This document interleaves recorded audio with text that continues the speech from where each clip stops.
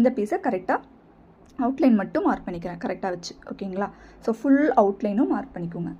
ஓகேங்களா? ஃபுல்லாகவே நெக்கு அந்த கட்டிங் போகிற இடம் மட்டும் நான் ஜஸ்ட் ஒரு லைன் மட்டும் பண்ணியிருக்கேன். இப்போ இதுதான் பேக் பீஸ், ஃபோல்டிங்கில் இருக்கிறது பேக் பீஸுங்கிறதுனால அதை நான் கட் பண்ணி எடுத்துக்கிட்டேன். ஓகேங்களா? இப்போ ஃப்ரண்ட்டுக்கு நெக்கு பார்த்தீங்கன்னா 4.5 சொல்லியிருந்தேன். ஸோ 4.5 மார்க் பண்ணிவிட்டு ஒரு பாக்ஸ் போட்டுட்டு ரவுண்டு மார்க் பண்ண போகிறோம்.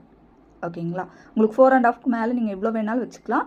ஃப்ரண்ட்டு செஸ்ட்டு பாயிண்ட் எங்கே வருதோ அதுக்கு மேலே உங்களோட கோட் இருக்கணும். ஓகேங்களா? மேலே 3/4 இன்ச்சு, கீழே 1.5 இன்ச், அப்படியே டபுள் பண்ணியிருக்கேன். மேலே 3/4, கீழே 1.5 இன்ச். ஓகேங்களா?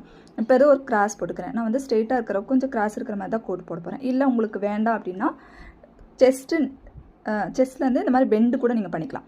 செஸ்ட்டு லென்த்துலேருந்து கூட இந்த மாதிரி பெண்டு பண்ணிக்கலாம். ஓகேங்களா? செஸ்ட் லென்த்து ஷார்ப்பாக வச்சுட்டு இப்போ இந்த மாதிரி கிராஸ் கூட பண்ணிக்கலாம். இதெல்லாமே யுவர் சாய்ஸ் கோட்டுக்கு உங்களோட மாதிரி. நான் வந்து வெட்டுறது இந்த இதுதான் வெட்ட போகிறேன். ஓகேங்களா?